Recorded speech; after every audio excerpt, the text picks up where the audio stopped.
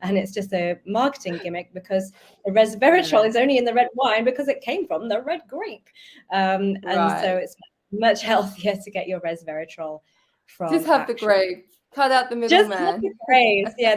The wine, like the actually, and this leads me to a good point, is that alcohol is something that actually helps us burn more in the sun. So, as much as there are compounds that diminish, there are compounds that actually elevate that process, and alcohol's one of them.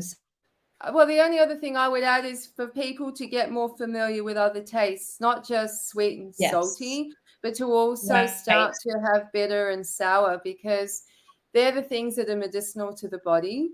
So get used to it. Have it in small amounts. Actually, there's also in the US, there's a berry that you can put on your tongue, and it lines your tongue with a natural property so that anything you have that's bitter doesn't taste bitter, it tastes sweet. So you can like eat a lemon and it tastes like an orange. I swear to God. And you can have arugula and it tastes sweet. So people can have like really bitter food.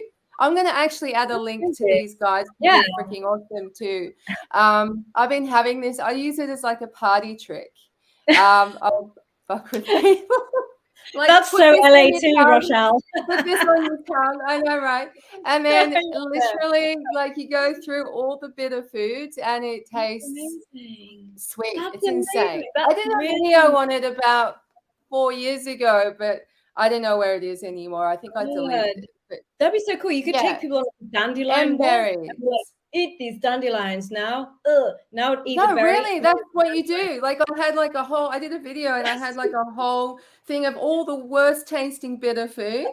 And I was like, and they all tasted sweet. It's just a berry. There's nothing. It's just a berry. Huh? Can you use it for your aloe vera in the smoothies? Yes, that's a good point. You can totally use it.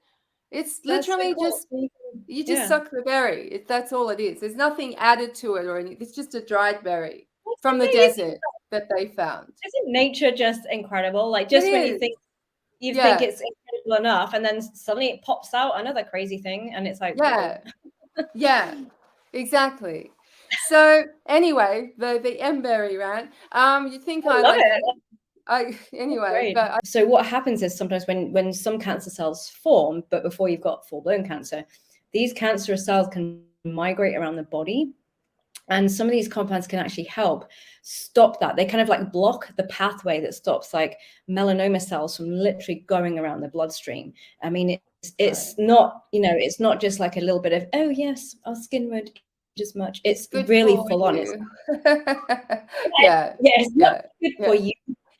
But it's actually Rochelle's next album songs about fruit. It's good for you. Eat your fruit. Yeah, totally. Totally. It's a lot deeper. It's a lot. It's a lot deeper than that. Yeah, it's like cell deep. Yeah, it's really kind of like stopping like cancer happening at the cellular level. It's not just protecting the surface of our skin from burning. And then one specific study on selenium, which is very in high amounts in Brazil nuts. In fact, I think there's one or two Brazil nuts give you your entire RDA for selenium, right? They're kind of famous. Yeah.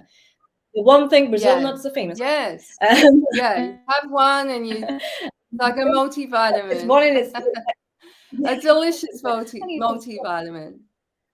Exactly. Yeah, exactly. And so selenium, again, with high serum amounts of selenium in the body, what scientists found was it's a 60% risk reduction for all forms of skin cancer. Now, bear in mind that it's only 40 to 50. It's more powerful than sunscreen.